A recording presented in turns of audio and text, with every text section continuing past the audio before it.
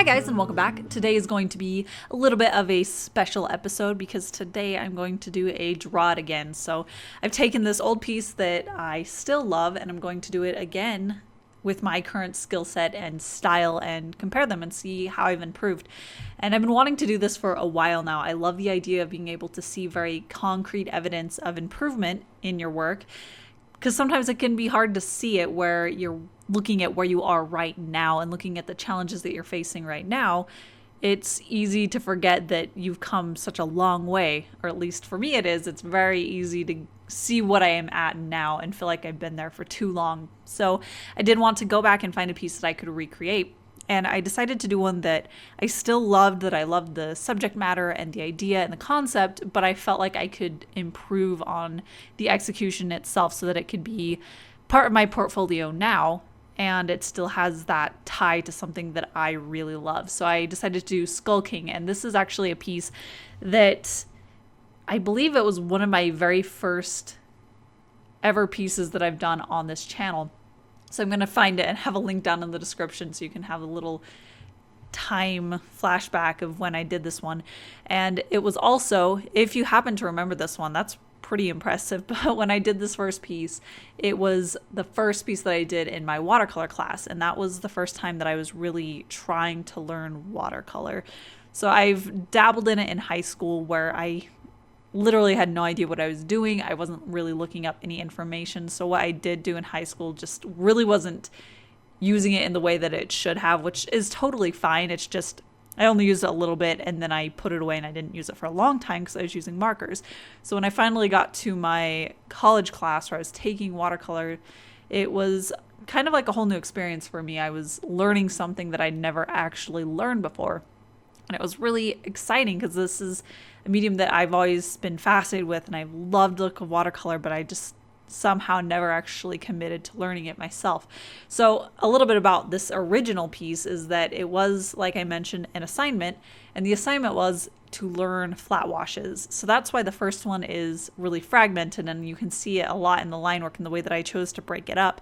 It was intended to have lots and lots of little shapes. That way I could go in there and do each one in a flat wash. So each area was a new flat wash that I could get a whole new practice on. And it was a great idea because it really was something that at the very beginning, I was very new to watercolor, obviously, but as I got towards the end of the piece, I had done so many flat washes, I was beginning to see my improvement and get a better handle of it. So if you are starting off with watercolor, this is a great little challenge to give yourself, where you just do a piece that's full of lots of small shapes you can fill up with just a flat wash.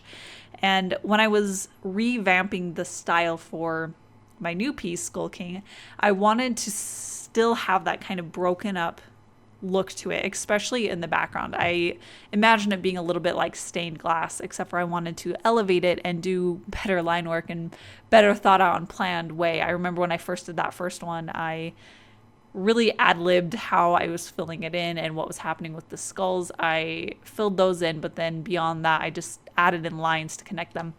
So this time I wanted to be a lot more thoughtful with each design element.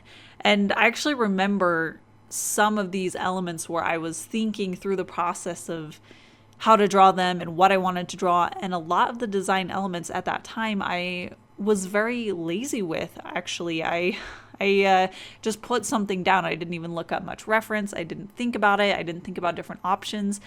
Specifically, I'm not even sure what kind of bones are called. The neck bones that I have showing on the front of his neck and then his collarbone as well. Those were not well executed. And I know that I really didn't look up a lot of reference. I think I looked up a little and then I sort of showed it. And the crown also is a good example of me just putting down the first thing. I mean, this is just like a symbol of a crown rather than me doing research and deciding what design actually fit best for this. So I think that's the first thing that I'm glad I've learned, and that I can very clearly see that I've learned between these two pieces, is that I'm a lot more thoughtful with each design element. I think through it and I decide what ties in with the story the most. And I actually do research to see what kinds of crowns there are out there. This one that I ended up going with was one that it came after several iterations of working on traditional crowns, and I was talking to Lee and he mentioned doing a bone type crown where it looked a little bit like a jaw and it had teeth, and from that jumping off point I started looking up jaw bones and teeth and finding a way to incorporate that into a design. So I absolutely remember at that point in my artistic career where I would make design choices just simply off the first thought, and I would draw it down with my current skill level, where now I feel like I'm actually pretty good at looking up reference so that I can improve the skill level. It's not me guessing at what a crown looks like. It's me looking up what an actual crown looks like and how it curves in space. So yeah, of many things that I've worked on, I think the ability to look up reference and improve myself that way is one of the things that has had the biggest impact on my improvement. And the face and the hand should be a pretty good example of that. At the point that I was drawing the first one, I was not looking up reference like almost at all. The only times that I was looking up reference were for poses specifically that I didn't know how to draw, and sometimes for hands when it was a very specific shape that it had to be, like if it was holding something. But other than that, I just wasn't looking up reference. I wasn't studying how the forms actually look. I was working in a very stylized way, and that was very restrictive. It meant that I couldn't do more realistic details. I remember very specifically actually looking at this artwork at the time and seeing that they drew this really beautiful nose, and it had all these different planes to it. It actually depicted the way that the nostril tucked inside the nose and all these details that I had absolutely no idea how to even put into my work. I mean, you can see that first nose at the very, very beginning. It was just these, basically an arrow shape. I was not trying to put in more realistic details, and I was just putting down what I already knew. And that's really what happens when you're not looking up references, that you're just reiterating things that you think you know, but it's not adding more variation or realism to it. And I got to the point where I was like, you know what? I would like the option to draw a more realistic nose, or to draw a nose in an upward position. So say if they're looking up. And because of the position that I was in at that point where I wasn't studying that way, I was limited by the way that I drew. I was limited to this very stylized option rather than feeling like I could push beyond that. So I feel like that was really the turning point when I decided that I really just need to study real faces and practice actual details that you can find in the face. And that road has not been like, I haven't just passively drawn and now I'm here and I have improved. That was a path that I had to be very diligent about. I was studying faces and I was really making sure that I was paying attention to details that normally I would be lazy on or I would skip because I just didn't feel like figuring out how to draw it.